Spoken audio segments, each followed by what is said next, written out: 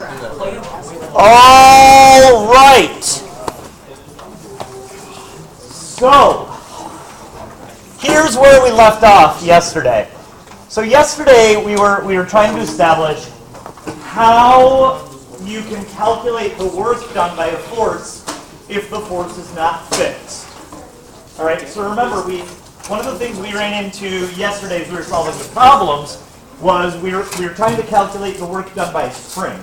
And a lot of you just did, force times distance. And then the thing that I think a lot of you realized was, I can't do that because the force from a spring isn't constant, right? And so how do we deal with that? All right? And what we learned yesterday was that if we think of work as being the area under your force versus position graph, then that buys us a lot, right? Okay? Now, I know some of you guys are just getting into integrals, all right? And we talked about this at the beginning of the year, but just as a reminder. So when you take a derivative, you're finding the slope at a point, okay? The derivative equals slope, all right? Similarly, when you take the integral, you're finding the area under the curve between two, points on your x-axis, your horizontal axis, all right? And so what we did here was we had an equation for the force of our spring as a function of position. All right, and so to calculate the work, we calculated the area under this curve. Good? And so what you should then be thinking is, area under the curve, that's just an integral. So where we ended yesterday was this. To calculate the work done by a force, you integrate that force as a function of the position. Okay? Now this is unusual because up until now, every time we've taken an integral, the horizontal axis has been time. And that's not the case here. Now our horizontal axis is position. And we know that because that's what that little dx is telling us. Okay? So please, please, please be cognizant of that. Okay? To integrate and find work, your horizontal axis has to be position, either horizontal or vertical position. Follow? All right. So, in the case of a spring, let's do this. Let's calculate the work done by a spring. Okay? So, to do that, what we want to do is we want to integrate the force exerted by the spring as a function of the position. All right? So that's this. It's the integral between our initial position and our final position. What's the equation for the force of the spring, you guys? Negative kx. Very good. So this is negative kx dx. Follow? All right. So now integrals. So forget about this for a minute. I know some of you guys are anxious about integrals. So look. What's the integral of 4x? Sorry, dx. 2x squared, right? Remember, you're just asking yourself, what do I have to take the derivative of to get this thing, right? Okay? And so you got 2x squared. So notice, we had to divide this guy in half and then increase our exponent by 1, right? So, what's the integral of this? Well, I need an x squared, right? I'm going to bring that 2 down, so it looks like I'm going to have negative k over 2, right? Yep. Does that make sense? All right, so at this point, I've taken my integral. Everybody cool up to there? All right, and then you set your bounds. You say, and I want to know what that is between my initial and final positions. Let me do this. And do this so that Sarah can see in the back. No. I don't want to quit that big though. Sorry. That's what I want. Okay. Sorry, guys.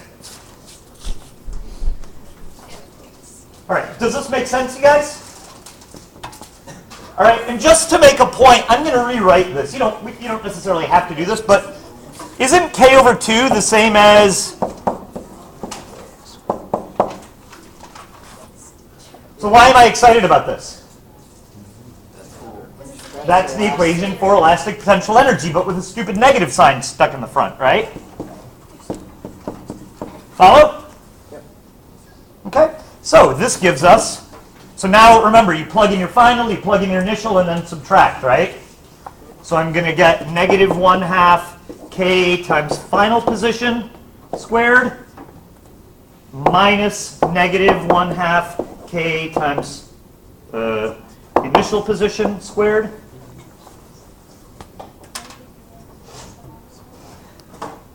Cool?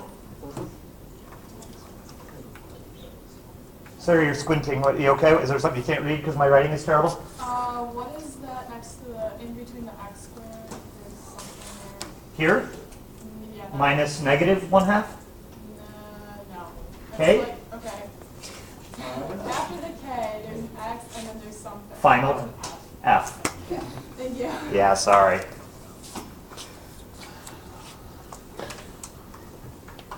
All right, everybody good?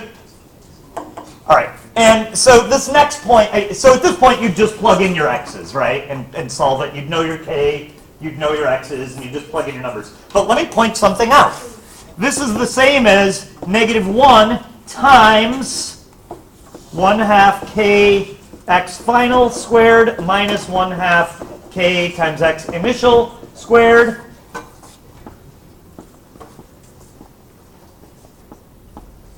What am I trying to show you here, you guys?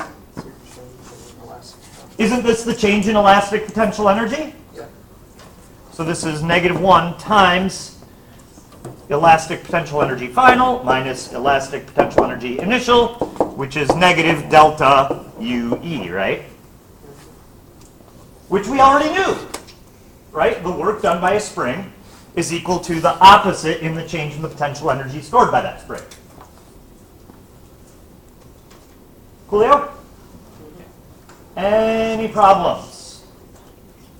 All right, so there are a couple problems on your homework where, so there's, how do I want to say this? There's nothing magic about springs, okay? So I don't know if they're on this assignment or if they'll come up later, but there are going to be problems where, the problem will say a conservative force, and it won't tell you what the conservative force is. It'll just say a conservative force can be described as, whatever, and it'll give you some weird thing. And it'll ask you how much work is done. So what do? Well, the work done by that force is just the integral of that force dx. So you just integrate this mess. I say just, like it's easy, but that's it. Cool? All right. Okay. Oh, yeah. Oh, good. I did an example. Yay me. All right. So this works for any variable as a non-constant force. All right. So here's an example. Suppose a net force given by this expression is applied to an object that's initially at rest. How much work is done by that net force as the object moves from, and then it gives you 2 points. Okay. So we're trying to so we're trying to find the work done by that force. So the work done by the force is the integral between my initial position and my final position of whatever that force is with relation to x.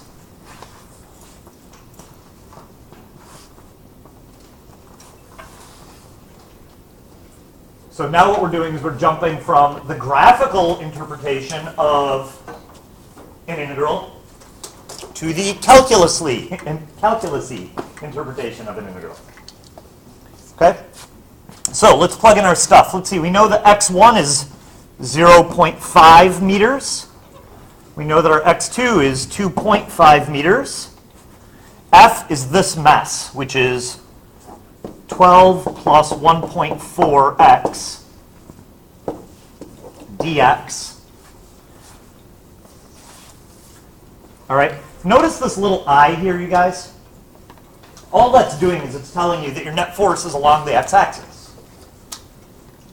And so we can integrate with respect to x, and everything works out.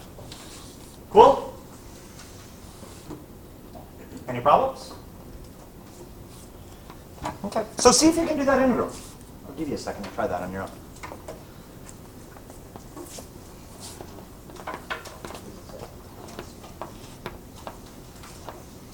up, Sebo? You okay? What's going on with the wrapping paper tube? I have no idea. So You got it. You got it out of the garbage. I'm going on our jousting later tonight, and we just need some weapons. Oh, okay.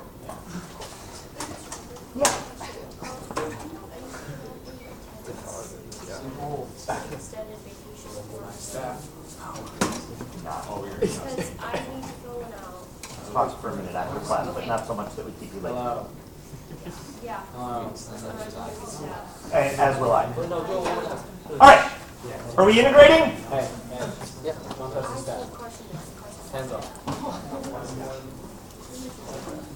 I didn't even know. I had to take a personal day Friday, and I didn't even fill out the paperwork I was supposed to fill out. So I don't know what it is for teachers. I have no idea. I went to the main office to ask them for the form, and they said go to the attendance office. I went to the attendance office, they said go to the counseling office. I went to the counseling office, they said go to the attendance office. That happens. And that happened to me once when I lost my ring. They were like, oh, the lost and found is here, go to the attendance office. Oh, the lost and found is here, go to the counseling office. Oh, the lost and found is here, go to the So our schools kind of run like communist bureaucracy. Yeah, right. Okay, people are talking. That means they must be done. So, integral of 12 plus 1.4. So what's the integral of? What's the integral of 12? Plus, what's the integral of 1.4x? Okay, it's 1.4 over 2 times x squared, right? So you end up getting 0.7x squared, right? And remember, you guys, you can always check it by just taking a derivative and see if it lands you back where you were supposed to, right? The derivative of 12x is 12. The derivative of this, you bring the 2 down. Ah, that works, 1.4x. Hooray. Cool? And then we just evaluate between 0.5 and 2.5, and you plug your numbers in and solve it. Follow?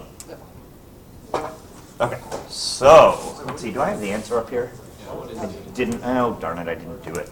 Would you need to have it though? Because Would you need to have it? have one. Your answer? Yeah, because wouldn't you get two? Oh wait, never mind. You good? Yeah, I know what I did. So we're going to get 12 times 2.5 plus 0.7 times 2.5 squared minus 12 times 0.5 minus 0.7 times 0.5 squared. I got 23.2. Can anybody confirm the answer of 23.2? I got 28.2. Oh, 28.2. I'm hearing a lot of 28.2. I feel like I heard enough of that to assume that it's good. What are my units going to be? Joules, because we're talking about work. Dang it. Especially, did you include me in the high five? Peter, did you figure out what went wrong there? Did you go back and try it again? I think that I added the second 0.7, or the 0.7. Oh, gotcha. Instead of right. Why would you subtract that? Just Oh, wait. No, you wouldn't. Because it's minus a negative. So you should add it. Why is it minus? Is it minus? Oh, I'm dumb. I'm dumb. Sorry. So, maybe I'll go back and try it again. See if I get the 12 times 2.5 plus 0.7 times 2.5 squared minus 12 minus 6 times 0.7 times nope 6 times. plus 0.5 squared. Close the parentheses. Yeah, that's right. Okay, are we good? Solid. Is anybody ungood? sort of. I got 23.2. Let's see. You are off by 5. What's that guy's name? I don't know what you're doing. Well, I'll talk to you after that. Are you remembering to square the 2.5 and the 0.5? Yep. No. Okay, we'll look at it later. Okay. All right.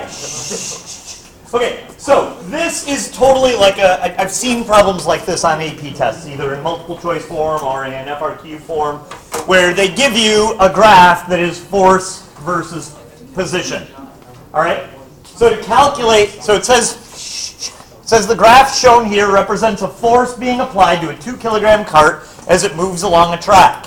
Find the work done by the force as the cart moves from x equals 0 to whatever. So really, what are we going to be doing here, you guys? Finding area, right? So let's kind of divide this thing up into chunks. Here's the only reason I want to point something out here. So this area here is going to be, let's see, my base is 4, my height is 12, so that area I think is going to turn out to be 24 joules. Does that follow? Good. All right. How about this area here, you guys? Let me do it in a different color. That's negative 24 joules. Okay? Remember, if your area is below your horizontal axis, that corresponds to a negative area. Okay? So, what should be true? So, if between here and here the thing gains 24 joules of energy, and between here and here it loses 24 joules of energy, what should be true about the energy when x equals 0 and when x equals 8? Should be the same, right? Because you gain 24 joules and then lose it. So you end up right back where you started, right? Yep. Follow?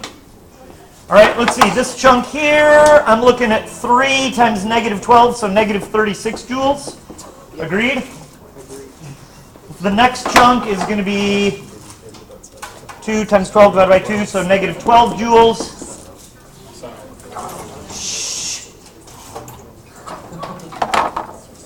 This chunk here is going to be positive 12 joules. And then the last chunk is what? 12 times 3, so 36 joules.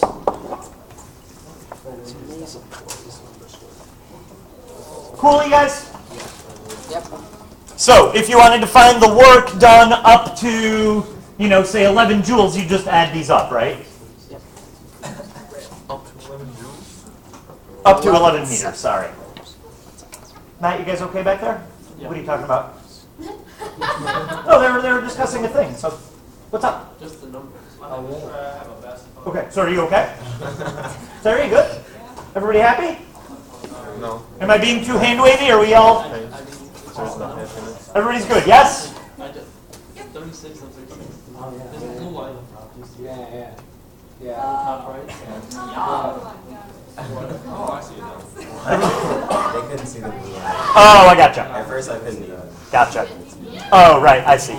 Okay, so everybody's happy. Speak now or forever. Did we already make them? Yes, we did. Okay. All right. All right. So what we just talked about is this. Then, if you're given a force versus position time, if you're given a force versus position graph, you can integrate to find the work, right? All right. What if you're given a work versus position graph? All right. So we got to go the other way. All right. So notice if the force is constant, then you can rearrange work equals force times distance to give you this, right? Okay. But again, that's only true if the force is constant, right? So in the case of gravity, it would look like this. Our force of gravity at any given instant would be equal to the work done divided by our vertical displacement, right? So let's graph the work done by gravity as a function of vertical position. All right? Did I give a blank slide for this? No, darn it. Okay, so let's see. So I want two axes. My vertical axis is going to be the work done by gravity, and my horizontal axis is going to be my vertical position.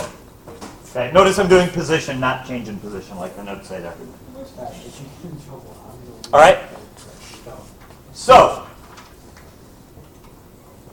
if my vertical position is 0, and it doesn't move at all, how much work has been done by gravity? 0, right? Okay. And then as your position increases, what happens to the work done by gravity? Sort of. Doesn't it? Technically, it's getting more negative, right? Because if I lift it up, gravity's pushing down, right? So my displacement's up, my force is down, so I'm going to have negative work, right? So I think that my graph is just going to look like this, right?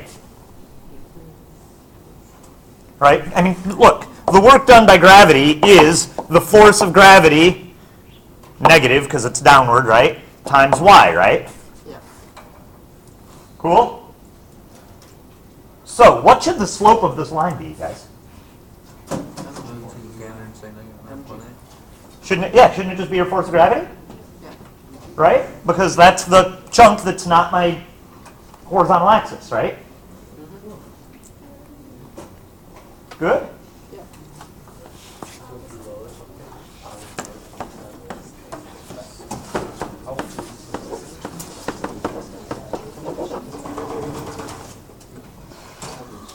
Cool?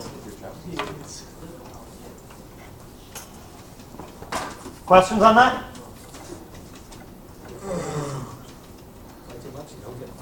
Okay. All right, everybody good? All right, now in the case, so I don't know if this helps any of you guys. I mean, basically all that I did here, maybe instead of graphing the work done by gravity, maybe I should have graphed the potential energy due to gravity. I don't know. I guess it doesn't matter. Okay, so did that all make sense? We had a work versus position graph. The slope is the force. Why am I steering you in the direction of force? Where do you think I'm headed with this? Derivatives, right? Okay. So in the case of a spring, the elastic force is negative kx. So now we can't use this equation because our force isn't constant. Okay? So now we got to look at the work done by our spring. That's going to be negative 1/2 kx squared. Okay? So if you graph that, so the work done by our elastic spring as a position of function, as a function of position. Gosh, I keep doing that. I was doing that yesterday too. A little dyslexia or something. All right? So the smallest position I could have would be 0, right? Well, I guess that's not true. I guess you could have a negative position. But anyway, if you graph this, our k is going to be fixed, and you're going to get a parabola, right? Guess, here, let's do this. Let's make the position go negative. It's this.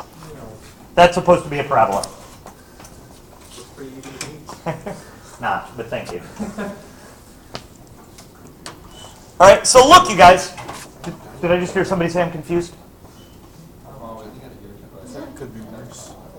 All right, so what should the slope be? What's the slope of this graph at the vertex?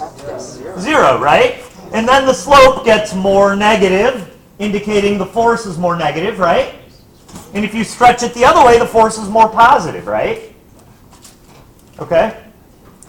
So again, if you were to take the derivative of this function, at any given instant, the slope of that at your, the point that it's tangent at would represent the force of the spring. Okay? So,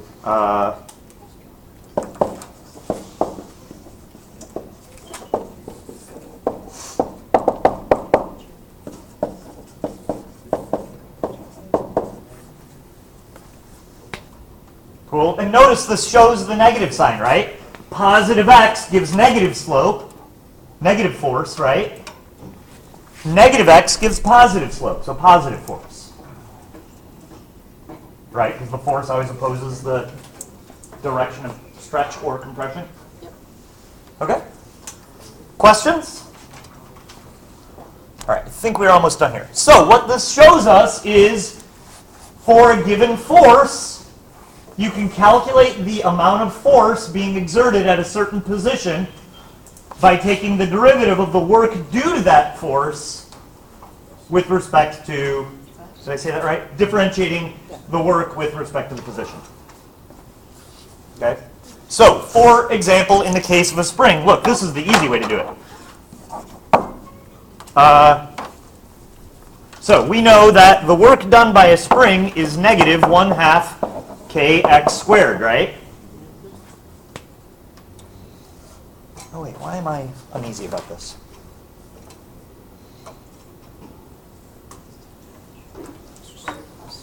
Oh no, I don't need the negative, do I? Work done by a spring.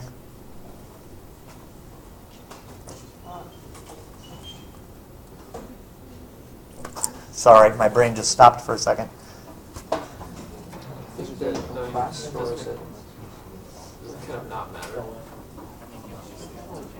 Oh, yeah, no, this is good. Sorry, we're good. Sorry, my brain stopped for a minute. All right, so The force of the spring is the derivative of the work done by the spring with respect to position. Okay?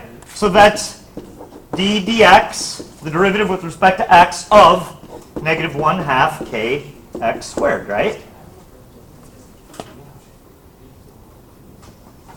So what do you get? You get negative kx. Because to take your derivative, you bring the 2 down. 2 times negative 1/2 is negative 1. And so you just get negative 1 times kx. Which is Hooke's law, right?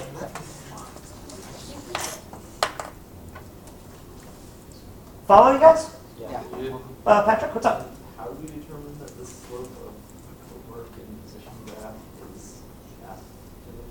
Say that again. How did we determine? How did we determine that the slope at a point on the work and position graph? I don't know that I proved it, but I'm telling you that it works. Just based on observation, right? Like it works for very simple functions, right? I showed you that it worked for a constant force here. Right? I showed you that it works here for a constant force. And now we're extrapolating that and saying, well, it also works for non-constant force. Cool? All right. Okay. So I think, okay. So again, it works for any kind of variable force. All right? So if you're given the work done by a force as a function of its position, like this, then you can calculate the force being applied at any given position. So, I mean, it's the same thing we just did, right? So if work is this, negative 4x squared minus 5x plus 7, then the force exerted by that force, it's a terrible sentence, is just the derivative of this with respect to x.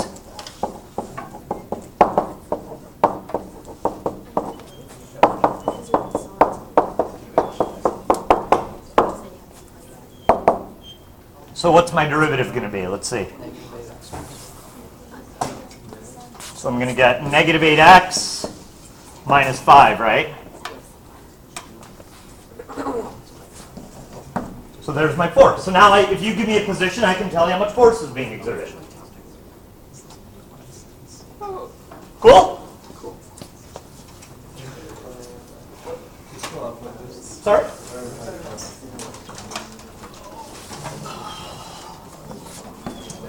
So, for example, at x equals 2 meters, our force would be negative 8 times 2 minus 5, which is what, negative 21? Yeah, Anthony. So you don't bring down the d dx to the next one because like the derivative, it would just like when you do the multiply thing, they'll just do like dx over dx. Or why do you not? So yeah, so this notation here means take the derivative with respect to x. And so what I did was to get from here to here, I took that derivative. You know what I mean? So it goes away because we performed the operation. Do you know what I mean? Yeah. Just like if I say, what's the square root of 9? You just write 3. The square root doesn't come down because you already took the square root. Follow? Yeah. All right. Good, you guys, or no? Okay. So I think that was it, wasn't it? That's it. Ooh, neat. We just finished another chapter.